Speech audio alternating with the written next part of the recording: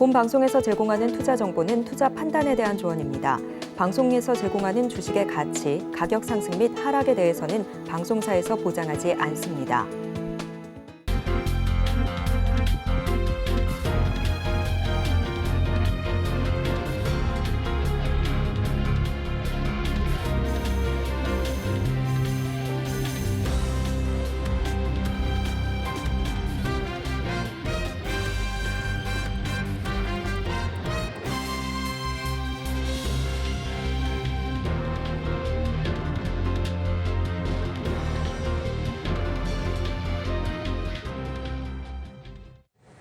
시청자 여러분 안녕하세요. 오늘을 돌아보고 내일을 준비하는 오늘장 내일장 일부 진행의 백선혜입니다. 지난 거래일에는 시장이 주목하는 CPI가 발표됐습니다. 시장의 컨센서스를 소폭 하회하는 수치로 집계됐는데요. 이에 따라서 다음 FOMC에서 금리 동결 가능성이 높아졌습니다. 우리나라로 좀 돌아와서 살펴보면요.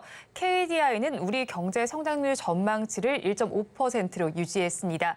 상저하고 전망이 유효하다라고 진단을 해왔는데요. 또 오늘 수출입 동향이 발표됐습니다. 수출이 감소한 것으로 나타났고요. 무역 수지도 적자로 돌아섰습니다. 그런 중에도 기획재정부에서는 경기 둔화 흐름이 완화되고 있다라는 진단을 내놨습니다. 또 오늘은 시장 속에서는 변동성이 확대가 되고 있는 상황이고요. MSCI 지수 편입에 대한 이슈는 방송을 통해서 자세하게 짚어드리도록 하겠습니다. 본 방송에서 제공해드리는 정보는 투자 판단에 대한 조언일 뿐 해당 주식의 가치와 수익률을 보장하지는 않습니다. 아울러 서울경제TV와 서울경제신문은 당사의 브랜드입니다. 최근 당사를 사칭하는 피해 사례가 늘어나는 만큼 각별히 주의해 주시기 바랍니다. 또 저희 방송 유튜브를 통해서도 보실 수 있습니다. 유튜브 검색창에 서울경제TV라고 검색하시면 저희 방송과 함께 하실 수 있으니까요. 실시간으로 댓글 참여도 많이 해주시기 바랍니다. 8월 11일 금요일입니다. 오늘장 내일장 일부는 이 시각 보도본부로 시작하겠습니다. 앞서서 살펴보셨던 헤드라인 중에서 세 가지를 골라서 심층적으로 다뤄보겠습니다. 오늘은 보도국의 민세원 기자와 함께합니다. 어서 오세요. 안녕하세요.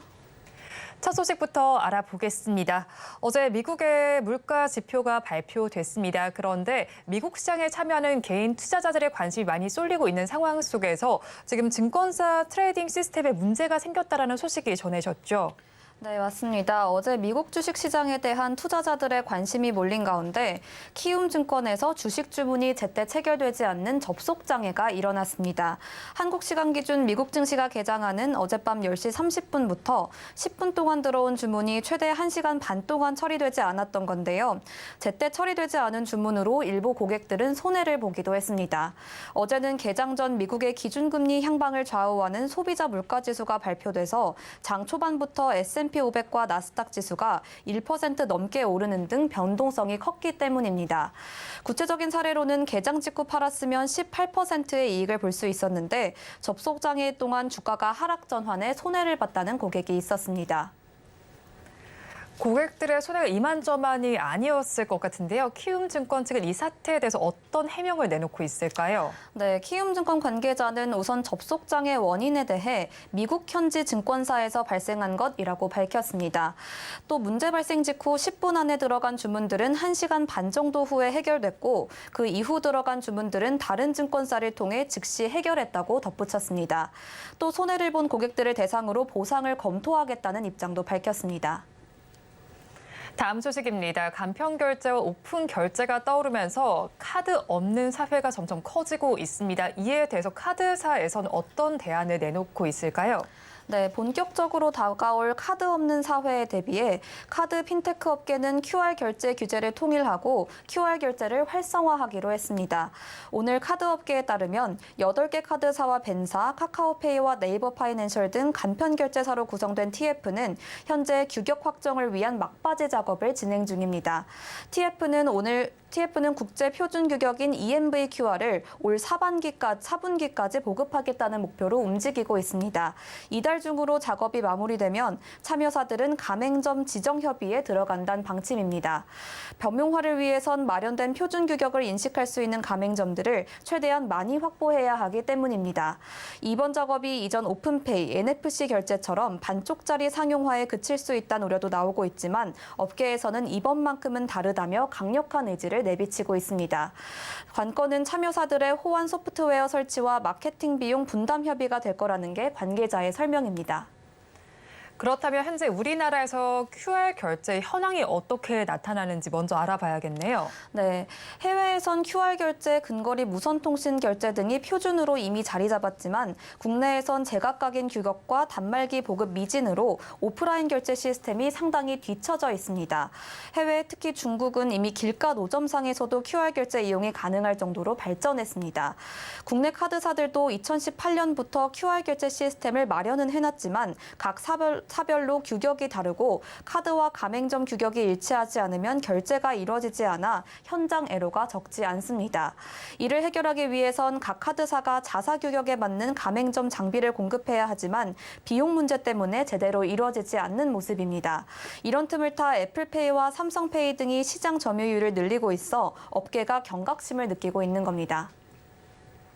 마지막 소식입니다. 상반기에 전세 사기가 잇따라 터지고 있고 역전세난이 우려되고 있습니다. 이런 가운데 안전장치로 볼 수 있는 전세보증보험에 대한 관심이 높아지고 있는데요. 상황이 어떨까요?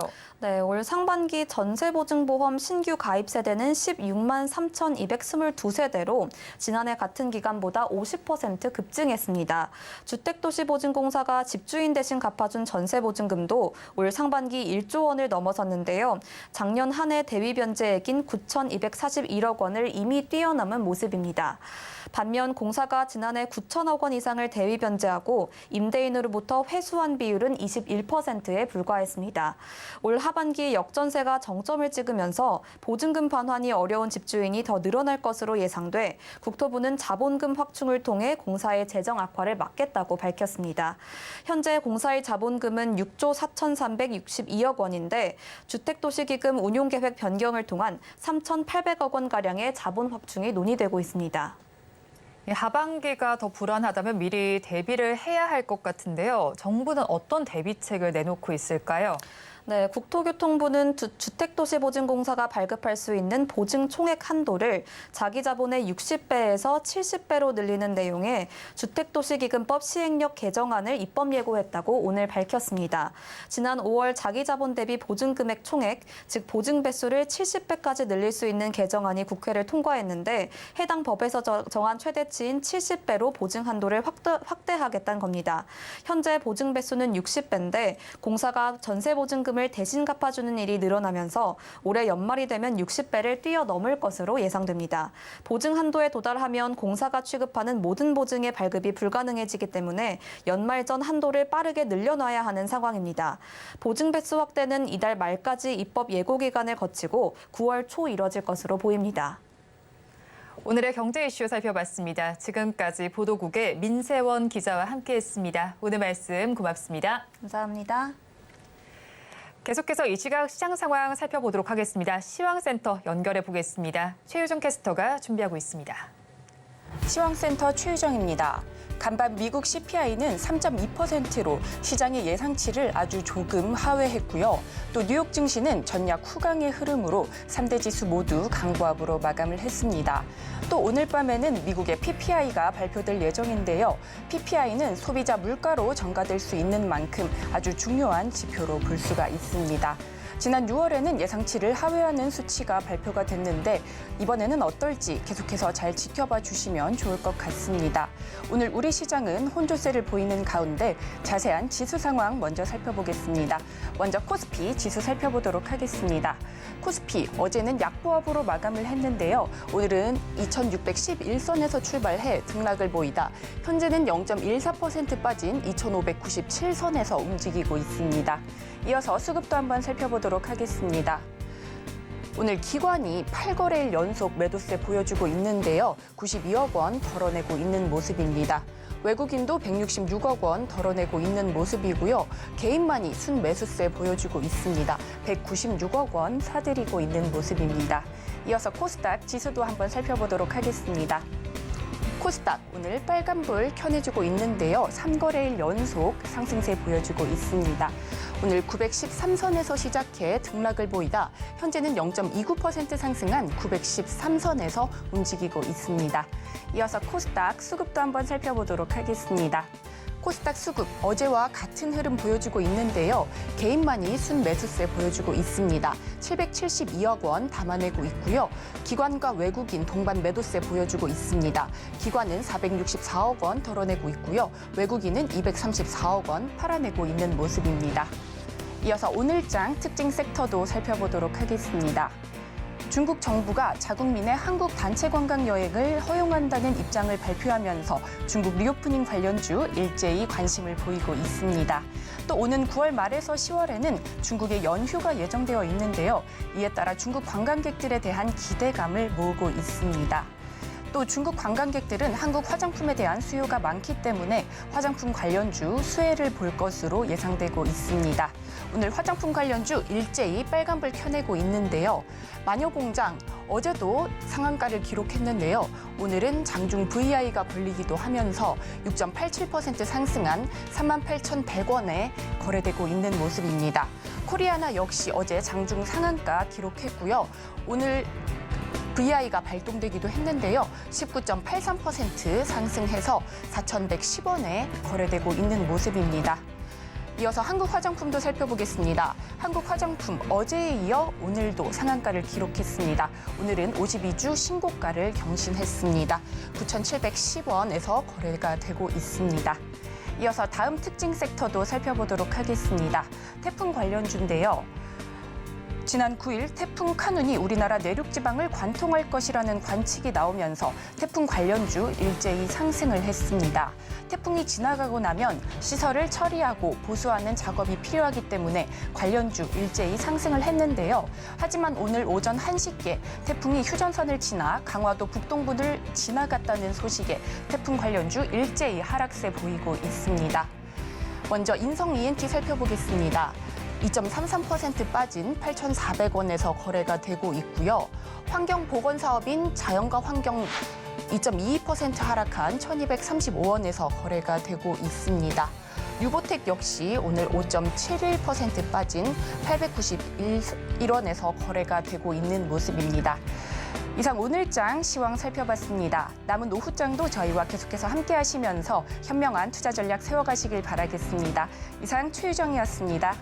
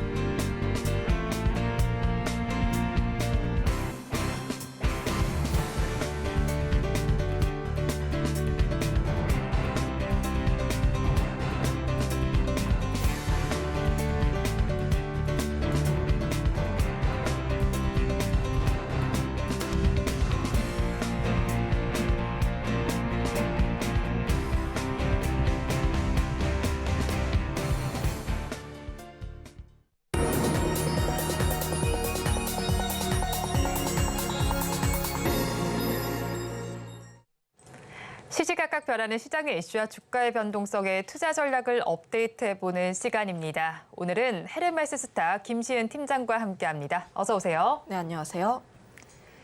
팀장님과 이야기 나눠볼 뉴스 화면을 통해서 살펴보겠습니다. 서울경제신문에서 발췌한 내용입니다. 2차 전지 대장주인 에코프로가 MSCI 한국지수 편입에 성공했습니다. 이번 MSCI 정기지수 조정 결과 전 세계 61개 종목이 편입되고 46개 종목이 편출됐습니다. 우리나라의 경우 에코프로와 한미반도체, 한화오션, JYP 엔터 등 4개 종목이 편입되고 CJ와 이마트 등 2개 종목이 편출됐습니다. 우리나라 종목은 기존 102개에서 104개로 2종목이 늘어났습니다. 관련된 종목별로는 엇갈린 흐름이 포착되고 있습니다. 자세한 내용 짚어보도록 하겠습니다. 8월 MSCI 정기 지수가 지금 발표가 됐습니다. 편입된 종목과 편출된 종목이 정리가 되어 있는데요. 팀장님께 자세한 이야기 좀 들어보겠습니다. 네, 지수를 구성한 이제 편입 종목으로는 에코프로 드디어 들어왔습니다. 네. 그리고 한미반도체, 한화오션, JYP 엔터가 좀 편입이 됐는데 실제로 뭐 증권가에서도 예상을 했던 대다수의 종목이라고 보시면 좋을 것 같고 편출 종목으로는 CJ와 이마트가 있습니다. 사실상 이번 정기 변경으로 인해서 지수를 구성하는 총 종목 수가 102개에서 104개로 확대가 되었다라고 보시면 좋을 것 같은데 사실상 오늘의 주가 흐름들을 보게 됐을 때 지수 종목을 발표를 하고 나서 사실상 우리가 기대했던 것만큼의 주가의 상승력이 나오진 않고 있어요. 왜냐하면 사실상 편입 이슈가 있기 약 한 달 전부터 기대감 때문에 계속 올라왔다 보니까 지금 같은 경우에는 모멘텀 소멸적으로 보시면 좋을 것 같고 지금 같은 경우에 약간의 횡보세를 그리다가 리밸런싱 이전에 좀 외국인과 기관의 수급을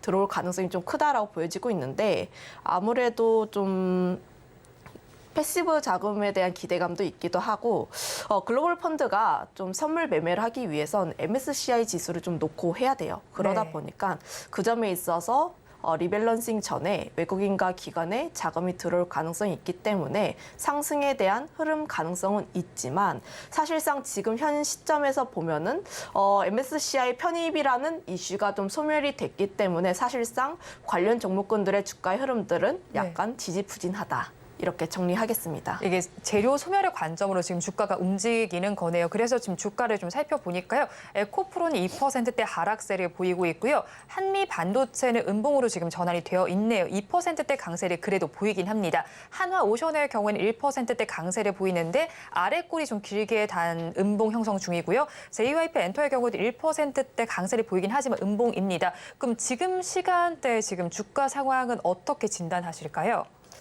그 앞서 말한 것처럼 그냥 기대감이 어느 정도 좀 소멸이 되었다라고 보시면 좋을 것 같은데 애초에 이 종목군들 자체가 이미 한 달 전부터 MSCI 편입이 될 거야라는 기대감이 굉장히 컸어요. 네. 확률로 보면은 약 80%에서 90% 수준이라고 보시면 좋을 것 같은데 그거에 따라서 지수에 좀 그동안 한 달 전부터 들어오셨던 분들 같은 경우에는 종목이 발표가 되면은 모멘텀이 소멸했다시피 좀 차익 실현하시고 나가시는 분들이 계시다 보니까 이런 관점에서 접근을 해 보시면 좋을 것 같고요. 다만 이제 좀 유의를 하시면 좋을 점이 MSCI 지수에 편입이 되었다 그래서 무조건적으로 지수가 상승을 한다. 이건 아닙니다. 네. 좀 관련했을 때 물론 패시브 자금, 그러니까 지수를 추종을 하는 패시브 자금이 들어오면 안정적으로 좀 올라갈 가능성은 있지만 하지만 이제 뭐 다양한 예시들을 봤을 때 무조건 올라가는 것도 아니고 좀 시간이 지난 다음에 떨어지는 종목군들도 꽤 많거든요. 그거에 따라서 실제로 편출이 되는 종목군들 보면은 CJ라든지 이마트 네. 이번에 편출이 된 종목군도 보면은 종목의 주가가 계속해서 떨어졌습니다. 그런데 이 종목군들의 특징이 MSCI 있음에도 불구하고 주가가 떨어졌다는 것은 안정적으로 우상향을 한다 이것은 아니고 기업이 가지고 있는 모멘텀 혹은 스토리를 좀 계속해서 볼 필요가 있다는 점 한번 체크를 해보시면 좋을 것 같은데 패시브 관련했을 때 좀 긍정적으로 보여지고 있는 그러니까 에코프로와 한화오션, JYP 엔터 그리고 한미 반도체 중에서 좀 거래 대비했을 때 추정 패시브 매입 요소가 좀 높은 기업 같은 경우에는 JYP 엔터 그리고 한화오션이다 보니까 이런 두 종목에 조금 더 집중을 해보시는 게 낫지 않을까 이렇게 판단하고 있습니다. 그럼 일단은 사실 MSCI 지수 편입으로 인해서 지금 오늘은 지수 주가 자체에 효과가 나타나진 않고 있지만 앞으로도 상승 동력을 기대해 볼 만한 종목이 더 있을 것 같아요. 그럼 MSCI 지수 편입 외에도 다른 상승 동력이 있을까요? 네, MSCI 지수 같은 경우는 그냥 뭐 패시브 자금이 안정적으로 들어온다 정도로만 인식을 해보시면 좋을 것 같고 그 각 기업이 가지고 있는 섹터의 산업 네. 그리고 각 기업이 갖고 있는 강점들을 조금 더 집중을 해보시면 좋을 것 같은데 사실상 지금 MSCI 편입 리스트를 보게 됐을 때 5월 같은 경우도 보면은 2차 전지를 제외하고 KT와 하나에어로스페이스가 있잖아요. 네. 하나에어로스페이스 같은 경우도 주가가 이제 5월에 들어온 다음에 그러니까 차트로 한번 보고 예시를 드릴게요. 네. 5월 12일쯤에 발표가 돼서 5월 30일쯤에 이제 확정이 되었었는데 그때 주가가 지지부진하다가 매출이라든지 다양한 모멘텀을 받고 올라갔습니다. 하나에어로스페이스 같은 경우에는 다양한 이슈 등으로 인해서 올라가는 모습을 보였었는데 KT 같은 경우를 보게 됐을 때 5월 30일에 리밸런스 받고 편입이 되었음에도 불구하고 주가는 하락세를 계속 그리다가 그리고 8월 들어서부터 상승을 하고 있는 모습을 보여주고 있거든요. 이 뜻은 MSCI가 무조건적으로 좋은 게 아니라 각 기업이 갖고 있는 모멘텀에 조금 더 집중을 하는 게 좋을 것 같다는 좀 좋은 예시로 들어볼 수가 있겠고 네. 좀 이번에 편입이 된 내 종목을 봤을 때 아무래도 섹터에 조금 더 집중을 해보실 필요가 있을 것 같습니다. 에코프로 같은 경우는 그동안 주가의 상승을 많이 야기시켰던 트리거 요인들이 MSCI 편입에 대한 이야기, 지금 편입이 되긴 했어요. 그런데 지금 상황 자체가 2차 전지가 물론 장기적인 성장성은 좋습니다. 장기적인 성장성은 좋은데 단기적으로는 주가가 워낙 지난 한두 달 사이에 워낙 급등을 했다 보니까 네. 아무래도 차익 실현에 대한 욕구, 사실상 차트가 살짝 무너졌다라고 하다 보니까 이런 점에 대해서 봤을 때 약간의 기간 조정이 조금 필요하지 않을까. 물론 20선을 계속 지켜주는 모습들을 보여주고 있고 그거에 맞춰서 반등하는 흐름들이 나와주고 있긴 한데 사실상 에코프로 같은 경우는 장기적인 성장성으로 굉장히 긍정적이긴 하고 특히 밸류로 봤을 때 에코프로 같은 경우에는 좀 25년 밸류는 긍정적이긴 하지만 2차 전지를 지금 섣부르게 접근을 하기에는 조금 더 확인해 볼 여지들이 많다는 점 한번 체크해 보시면 좋을 것 같고 특히 전기차 판매율이 조금씩 둔화가 되고 있고 양극재라든지 뭐 실적에 대한 이슈 여러 가지 문제점들이 문제점이라기보다는 여러 가지 이슈가 나오고 있다 보니까 이런 점들을 조금 면밀하게 체크를 해볼 필요가 있다는 점 말씀드리겠고 그리고 한미 반도체 같은 경우도 워낙 상반기에 급등을 많이 했어요. 왜냐하면 HBM 관련했을 때 좀 크게 주목을 많이 받았던 기업이기도 하고 관련했을 때 가장 크게 수혜를 볼 수 있는 기업 중 하나가 한미 반도체이다 보니까 주가의 위치 에너지 대비했을 때 좀 부담스럽다고 하시는 분들이 많긴 해요. 특히 한미 반도체 같은 경우는 계속 주목해 볼 필요가 있는 게 저는 하반기 때 다시 한번 우리가 관심을 가져야 하고 또 움직일 수 있는 가장 유력한 섹터가 반도체다라고 생각을 하고 있는데 아무래도 반도체 섹터 자체가 턴어라운드에 대한 기대감 그리고 SK하이닉스와 삼성전자 자체가 재고를 좀 줄이겠다는 의지도 내비쳤고 HBM 관련했을 때 투자를 대대적으로 하겠다. 강력한 의지입니다. 네. 이런 점을 보게 됐을 때 앞으로의 시장 성장성이 굉장히 잘 보일 수 있다는 점. 그리고 8월 23일에 엔비디아 실적 발표가 예정이 되어 있는데 그때 실적 발표 그리고 가이던스를 볼 필요가 있습니다. 지금 현 시점에서는 엔비디아의 실적 가이던스를 좀 체크를 해볼 필요가 있긴 하지만 제 개인적인 생각으로는 굉장히 잘 나올 것이다. 왜냐하면 이전에 미리 실적 발표를 했던 뭐 애플이라든지 다양한 기업들에서 AI에 계속 투자를 하겠다는 의지를 내비쳤어요. 네. 그러면 당연히 AI 시장 자체가 커지고 있는데 엔비디아는 당연히 크게 성장할 수밖에 없다. 그런 점을 보게 됐을 때 엔비디아 실적을 발표 전후로 다시 한번 반도체 섹터가 움직일 가능성이 크다 보니까 사실상 한미 반도체 같은 경우는 지금 박스권 내에서 움직이고 있는데 박스권 하단 라인대에서 좀 진입을 하는 게 유효하다라고 판단을 하고 있고요.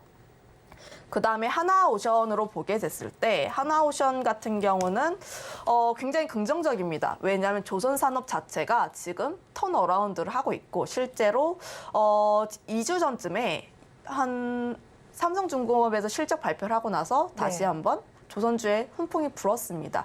그만큼 삼성중공업을 비롯해서 다양한 조선 쪽에서 실적이 다시 한번 흑자로 전환을 하고 있고 흑자 기조를 유지를 하고 있는 모습 보여주고 있다 보니까 사실상 실적에 대한 기대가 굉장히 유효하다라고 보시면 좋을 것 같고 특히 조선업 자체가 중장기적으로 좋을 수밖에 없는 게 IMO 때문에 아무래도 선박에 대한 양을 계속 늘릴 수밖에 없다는 점, 친환경 선박에 대한 수요가 계속 나올 수밖에 없다 보니까 하반기 같은 경우에도 조선주 같은 경우는 계속 움직일 수밖에 없다 이렇게 정리를 드려보도록 하겠고 JYP 엔터를 보게 됐을 때 저는 그 엔터사도 굉장히 긍정적으로 보고 있는데 왜냐하면 지금 산업 자체가 계속 레벨업을 하고 있어요. 지금 K-팝이라고 하면은 기존에는 뭐 동남아라든지 중국 이런 쪽에서만 봤었는데 이제는 뭐 미국이라든지 유럽 이런 쪽에서 굉장히 유명하다 보니까 사실상 팬덤을 바탕으로 실적의 성장세는 계속 나올 수밖에 없다. 특히 예전에는 아이돌들을 보게 됐을 때 7년차 아이돌이라고 하면은 좀 한물 같다는 인식이 좀 많았어요. 네. 그런데 지금 7년차, 8년차 아이돌들 굉장히 현역으로 활동 많이 하고 있고 팬덤 이탈도 많이 되지도 않고 앞서서 애초에 이제 팬덤이 굉장히 많이 있으니까 인지도를 많이 알리기 위해서 좀 많은 비용이 나갈 필요는 없지만 그 점에 있어서 매출을 굉장히 많이 끌어올 수 있다는 점.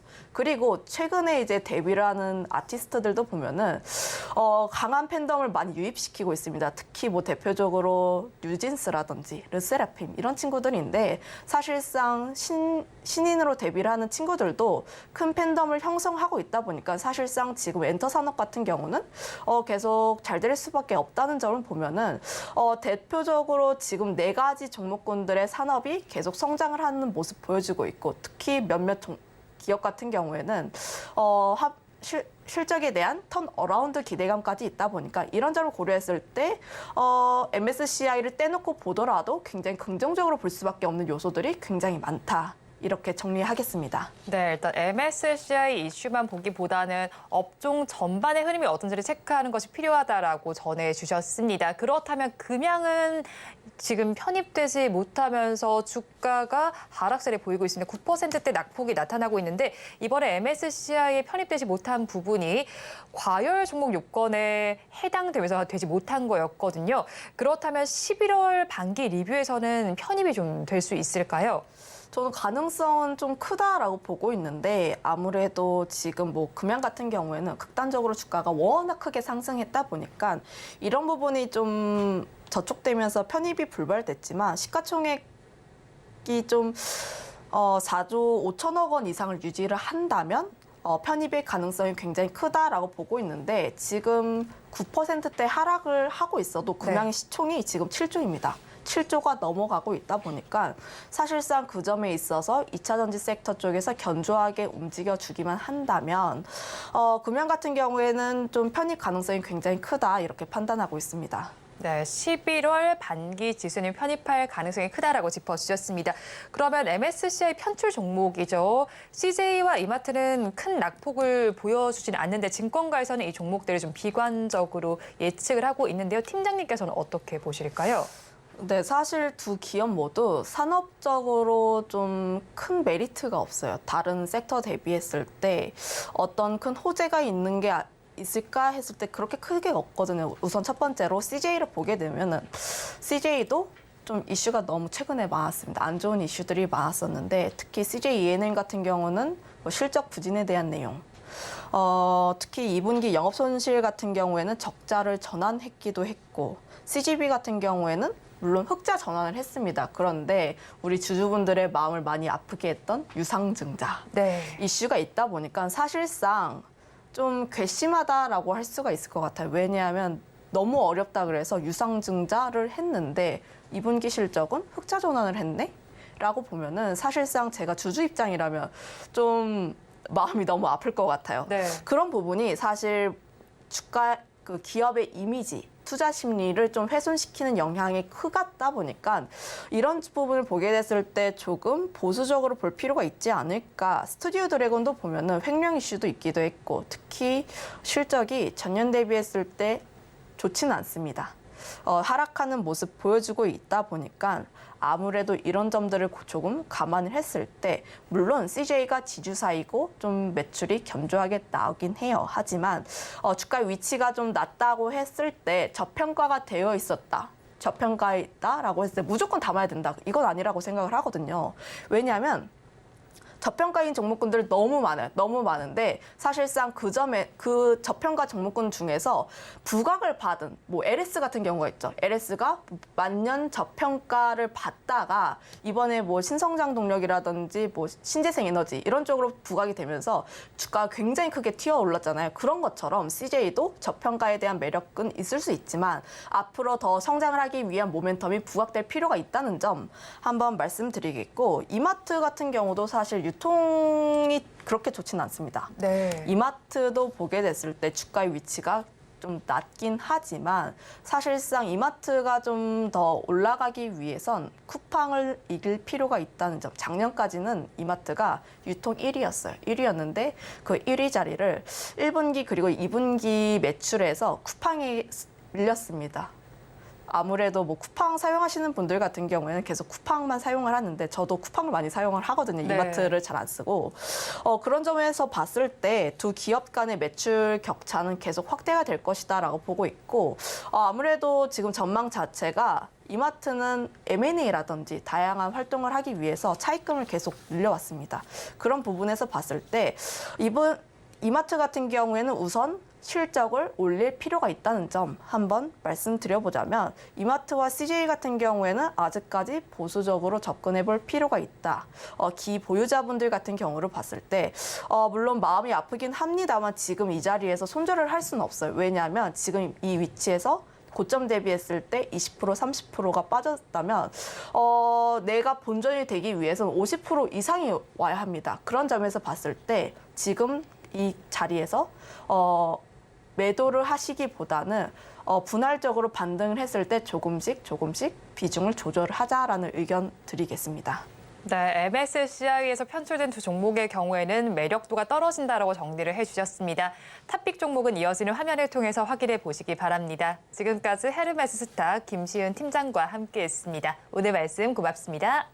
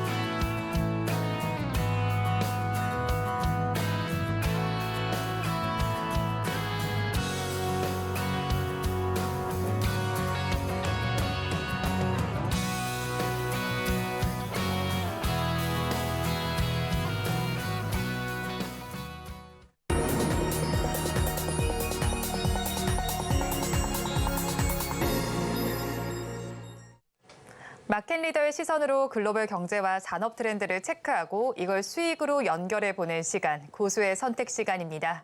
오늘은 정치와 경제를 아우르는 한치호 평론가와 함께합니다. 어서 오세요. 네, 안녕하십니까. 평론가님과 이야기 나눠볼 주제 화면을 통해서 살펴보겠습니다. 어젯밤에 미국 CPI가 발표됐습니다. 예상치를 밑도는 수준을 기록했는데요. 그렇다면 이에 따라서 연준이 기준금리를 동결할 수 있을지 자세한 내용 짚어보도록 하겠습니다. 일단은 CPI 지수 자체는 시장의 예상치를 소폭 밑돌았습니다. 그렇다면 이 수치를 보고 일단은 좀 반등한 수치라고 이야기가 나오고 있는데요. 이 반등이 의미하는 바는 어떻게 보실까요? 반등의 의미라기보다는 네. 저는 볼 때 지금 계속 이제 인플레이션이잖아요. CPI라는 게 사실은 이 소비자 물가 지수이기 때문에 실제로 미국에서 전체적으로 현재 그 지수를 가지고 현재 물가가 얼마나 올랐느냐 내렸느냐를 따져주는 건데 계속 전년 동월 대비해서 계속 내려가고 있는 상태이기 때문에 현 상태 약간의 지금 지난달 대비해서 약간은 오르긴 했지만 고용 지수도 그렇게 나쁘지가 않기 때문에 네. 저는 반등이라보다는 추세는 계속 내려가고 있다. 네. 그다음에 시기적인 월별 시기적인 환경 탓에 소비자 물가 지수가 약간 지난달보다는 올랐지만 전년 대비해서는 보시면 한 절반으로 지금 네. 되고 있기 때문에 물가 지수가 계속 CPI가 좋아지고 있다. 그러니까 물가 지수가 계속 떨어지고 인플레이션이 좀 진정되는 분위기에 좀 가고 있다라고 좀 판단을 하셔야 될 것 같아요. 사실 저도 뭐 CPI 요즘에는 작년보다 관심들이 많이 없긴 한데 가만히 살펴보면 저희가 3.3이나 3.4 정도 나오면 이제 미국 주가가 엄청 떨어질 것이다라고 많이들 예상하셨는데 오히려 지금 3.2로 예상보다는 훨씬 더 안정적으로 좀 관리가 되고 있기 때문에 두 가지 측면인 것 같습니다. 하나는 미국 당국에서 물가를 안정적으로 잘 관리를 하고 있다라는 네. 측면 하나하고 하나는 진정이 되고 있다. 진정되는 국면에 들어섰기 때문에 앞으로 시장에 좀 긍정적인 영향을 좀 많이 미칠 것이다라고 좀 생각하고 있고요. 미국도 물가가 오르는 것을 원하는 사람은 없지 않겠습니까? 네. 그러니까 마찬가지로 미국 이 소비자 물가 지수가 현재 좀 안정세에 들어가고 있다라고 좀 이해하시면 좋을 것 같습니다. 네, 뭐 지난달보다 소폭 오르긴 했지만 안정세 내어 뭐 기간적인 요인이 있기 때문에 오른 것처럼 보이는 그렇죠. 겁니다. 그렇다면 또 미국 지방 연은 총재들은 연이어서 지금 금리 자체가 정점에 이르렀고 내년쯤에는 인하할 수도 있다라는 이야기도 나오고 있는데 이에 맞서는 유력 인사들의 발언들도 있잖아요. 그렇다면 예상되는 금리 시나리오 어떻게 보실까요? 항상 의견이 충돌하게 되죠. 네. 이제 사실 이게 민주주의 국가에서 충돌하게 되죠. 아마 이게 사회주의 국가나 공산주의 국가는 충돌이 안 일어날 거예요. 이게 국가에서 쭉 끌고 가니까. 네. 그런데 지금 미국 같은 경우 어제도 이 CPI 발표되고 난 다음에 그럼 9월에 연준이 금리를 어떻게 할 것이냐 했는데 89%가 올리지 않을 것이다. 네. 11%가 올릴 것이다라고 이제 예측을 했어요. 근데 이제 반면에 이제 메리 데일리 샌프란시스코 연은 총재는 네. 이렇게 말하고 이제 영어를 우리말로 해석하는 거니까 상승이 뭐 예상대로 나왔다. 근데 뭐 물가를 잡았다고 우리가 이게 샴페인 터뜨릴 때가 아니다. 네. 아직은 할 일이 좀 남아 있다. 지표를 좀 잘 봐야 되겠다라고 말씀하셨고요. 패트릭 하퍼 필라델피아 연은 총재는 지표 변화 없으면 현재 금리는 동결시키는 게 옳지 않느냐. 대신에 우리가 좀 참아야 된다. 현재 이제 물가를 잡기 위해서는 좀 참아야 된다라고 말씀하셨는데 아마 지표 변화에 따라서 금리 변동이 아마 의견이 좀 많이 갈릴 것 같습니다. 그래서 네. 지금 이번에는 7월 CPI를 발표했지만 8월 CPI 발표에 따라서 만약에 저 추세가 그냥 3% 그러니까 지금 3에서 3.2% 정도 갔지만 3.2% 이내에서 8월 물가도 잡힌다고 하면 아마도 금리를 인상하지 않고 그대로 그냥 유지시키는 쪽으로 9월에는 가자고 아마 할 것 같은데 아마 저게 항상 예상했던 3.2% 내지 3.3%를 넘어서게 되면 금리 인상은 반드시 하게 될 겁니다. 미국 오늘 뉴스를 보시면 아시겠지만 하와이에서 큰 불이 났죠. 큰 네. 불이 나서 뭐 3천 가구가 넘게 산불이 나서 탔다고 그러고요. 56명이나 인명피해가 있다고 그래요. 그러니까 네. 그런 것도 사실은 지금 휴가철이기 때문에 하와이가 지금 한국인 관광객도 많이 가 있고 그런 상태인데 그런 여러 가지 영향으로 인해서 아마 소비가 좀 위축될 수도 있는 상황이라고 보여지기 때문에 아마 다음 8월에 CPI 발표하는 거에 따라서 아마 9월에는 금리가 CPI 지수가 3.2 플러스 마이너스에서 아마 예상보다는 올라가게 되면 확실하게 금리를 올려야 된다라고 아마 할 것 같습니다. 당장의 지표만 보고 다음 금리가 동결될 것이다라고 결론 짓기보다는 앞으로의 지표를 더 그렇죠. 살펴봐야겠네요. 네. 그런데 일단은 시장은 안도했습니다. 시장의 컨센서스를 하회했기 때문에 미국 시장 장 초반에 강했거든요. 정강 후 약으로 좀 마무리됐다라고 봐야겠어요. 아무래도 지수가 오르니까 그에 따라서 차익 실현하는 욕구 때문에 지수는 이렇게 마감을 했는데 우리 지수도 어제 혼조 마감을 했고 지금 역시도 혼조세를 보이고 있습니다. 그런데 뭐 미국 신용등급 강등되고 은행의 신용등급도 강등이 되면서 또 CPI라는 산도 넘었는데 앞으로 8월 증시는 어떤 방향성을 보이게 될까요? 일단 인플레 상승세는 전부 다 주춤한 것 같아요. 이제 미국이나 우리나라나 뭐 지표상으로 보면 약간 정부나 이 당국에서 철저하게 좀 관리를 하고 있기 때문에 네. 일단 인플레 상승세도 좀 주춤하고 진정세에 들어가고 있다. 그다음에 뭐 미국의 신용 등급 강등에 대해서는 아무 영향이 없다. 이 문제는 뭐 저 말고도 다른 전문가들이 많이 나오셔서 신용 등급 얘기하실 때 네. 그거 피치가 그냥 이상한 거 한 거예요라고 늘 말씀을 많이 하신 걸로 제가 알고 있거든요. 네. 신용 등급 강등은 별 의미 없다. 라고 생각해 보면 아마 이 왜냐하면 신용등급 강등이 됐는데 국채 매도 사태가 일어나지 않았어요. 신용 등급이 강등되면 이 국채 가진 사람들이 막 매도를 하고 막 그래야 됐을 텐데 전혀 매도 사태가 일어나지 않았거든요. 그래서 아마 필수 소비재 시장은 아마 강세가 될 겁니다. 특히 그 주식시장에서도 필수 소비재 기업들은 좀 강세가 좀 될 거고 특히나 이제 앞으로도 안전자산 선호 심리가 더 높아져요. 그래서 금값도 좀 올랐죠. 네. 금시도 좀 오르고 있는 상태이기 때문에 아마 8월 달에 우리나라 시장도 지금 오늘도 혼조세, 어제도 미국 시장 잠깐 올라갔다가 다시 이제 안정세 되고 하는 거 보면 투자자들은 어디다가 지금 발을 맞춰야 될지 잘 모르는 것 같습니다. 네. 그러니까 예를 들어서 인플레 상승세가 주춤해서 금리가 그럼 안정될까라는 것도 이제 의문점이고 두 번째는 이제 미국 신용등급 강등되고 은행들 막 신용등급 강등됐다 그러는데 그래도 이게 과거처럼 그렇게 영향을 크게 주지 않는 상황이니까 진짜 이거 표현을 좀 이렇게 하면 이상할지 모르겠지만 한 번도 경험해보지 못한 사태들이 일어나는 거죠. 미국 국가 신용등급이 내려가면 당연히 미국 국채 금리가 막 올라가고 막 난리가 났었어야 되는데 전혀 움직이지 않고 전부 다 많은 전문가들이 피치는 왜 저러는 거지? 피치는 왜 저럴까? 네. 복숭아는 왜 저럴까? 뭐 이렇게 생각하고 계시는 제가 표현이 좀 이상하긴 한데 그렇게 생각하고 계시단 말이죠. 그런 차원으로 우리가 생각해 보면 아마 8월 시장도 우리 많은 투자자들은 좀 혼조세에서 이거 어떻게 해야 좋을까? 어떻게 했으면 좋을까? 그냥 갈팡질팡하는 시장이 좀 되지 않을까? 저는 그게 가장 우려가 돼요. 지금 시장에 악재가 던져져도 시장이 요동치지는 않는 것 그죠. 같아요. 제가 봐도 그렇긴 한데 또 CPI 발표를 앞두고 미국 증시에서는 기술주를 둘러싼 경계감이 좀 있었습니다. 나스닥 지수가 최근에 5개월 정도 상승세를 보였었는데 이 상승세를 이끌어줬던 건 금리 인상이 종결될 것이라는 기대감과 또 기업들의 호실적 덕분이었습니다. 그러면 이번에 CPI가 안도적인 결과로 나온 만큼 이 부분이 8월 기술주의 견인차 역할을 할 수가 있을까요? 글쎄 견인차 역할은 좀 힘들지 않을까 싶은 생각이 들어가요. 왜냐하면 지금 기술주들이 그동안 이제 많이 안정적으로 한 5개월 동안 올라갔기 때문에 네. 지금 잠시 주춤하는 거죠. 그동안 열심히 등산을 하셨기 때문에 잠시 주춤하는 투자자들도 좀 살펴보셔야 되는 상태고 그 전형적으로 8월이 부진한 주잖아요. 부진한 그 월이잖아요. 그래서 저도 오늘 그 한 줄 그 평하라고 그래서 네. 흙 속에서 진주 찾는 8월 이렇게 얘기했거든요. 그래서 이 부진할 때 정말 어떤 주들이 진짜 진주인지를 투자자들은 좀 찾아보는 시간, 또 휴가하니까 여유롭게 잠시 쉬어가시면서 찾아보는 저는 월이라고 좀 됐으면 좋겠다고 생각했는데 기술주는 좀 하락할 때 좀 매수 타이밍도 좀 필요하다고 생각합니다.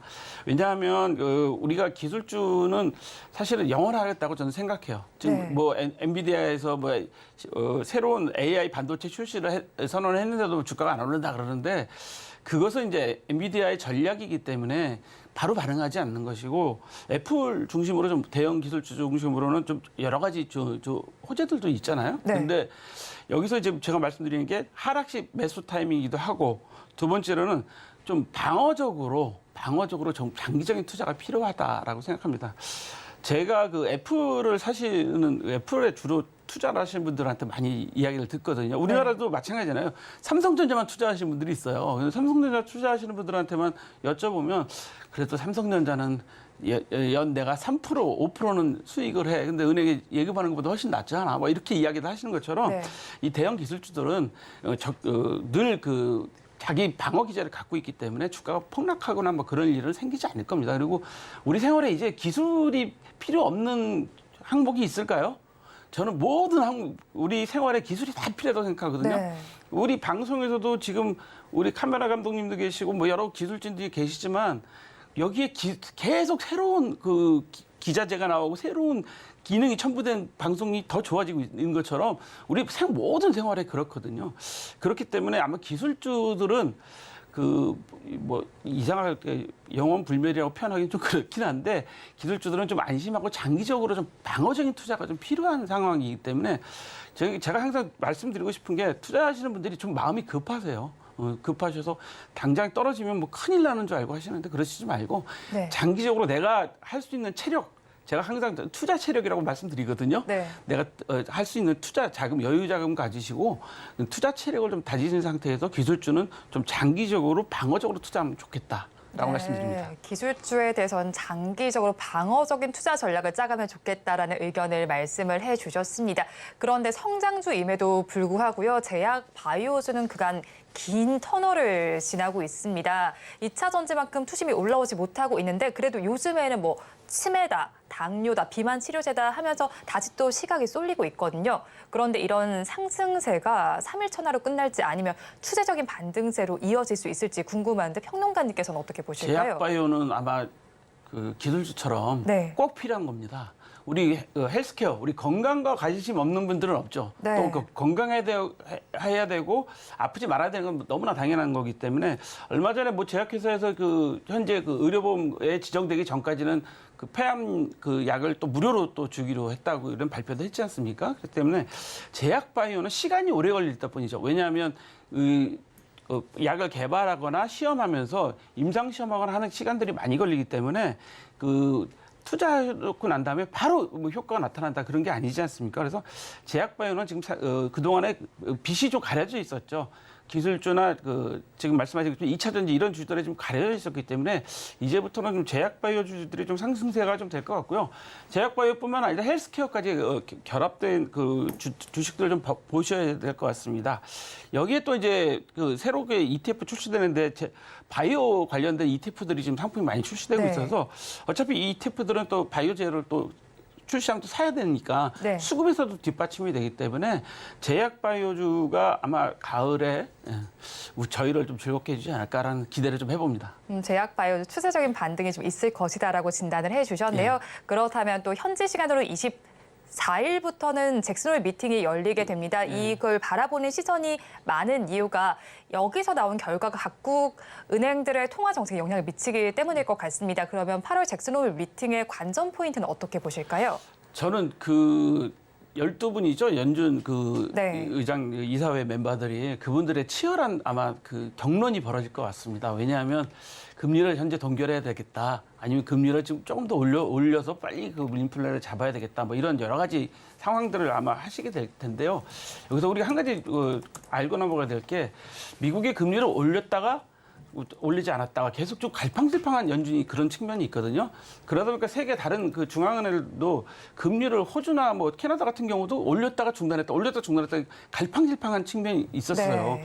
사실 경제는 아시다시피 예측 가능한 걸 좋아하지 않습니까? 예측 네. 가능해야지 투자가 되는 거기 때문에 아마 이번 연준 포인트는 누구 목소리가 더 클까? 누가 더 설득력 있게 네. 상대방들을 이해시킬 건가라고 했기 때문에 잭슨홀 미팅에서도 누가 더 설득력 있는 논리를 갖고 나올 것이냐를 좀 잘 지켜봐야 될 것 같은데 그 결과는 뭐 어떻게 예측할 수는 없겠지만 아까 지금 제가 앞서 말씀드린 것처럼 지표가 어떻게 변하냐에 따라서 네. 잭슨홀 미팅도 그거에 따라서 이야기할 것 같습니다. 네, 그렇죠. 현재 시간으로 오늘 또 PPI도 발표가 됩니다. 지표들 어떻게 나오는지 살펴보시기 바랍니다.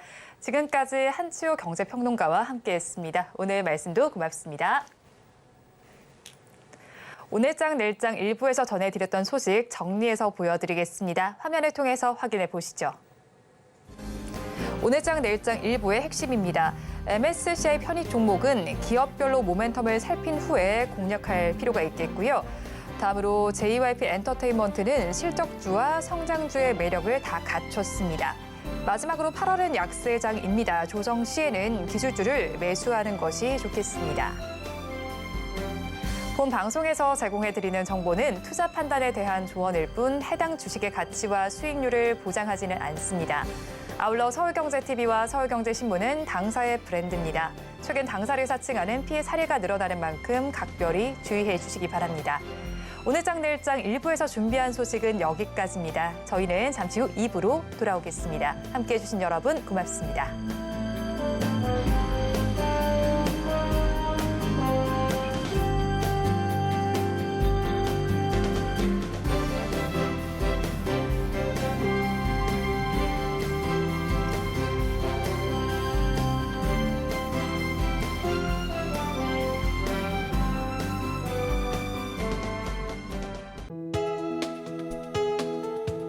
본 방송에서 제공하는 투자 정보는 투자 판단에 대한 조언입니다. 방송에서 제공하는 주식의 가치, 가격 상승 및 하락에 대해서는 방송사에서 보장하지 않습니다.